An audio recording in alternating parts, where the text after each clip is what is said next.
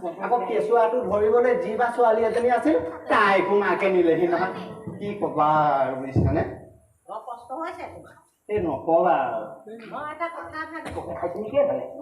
কাম কৰিবা এইবাৰ যদি গোসাঁইশ্বৰ আহে তেতিয়া বোৱাৰীক তুমি দূৰমুখীয়া কৰিবা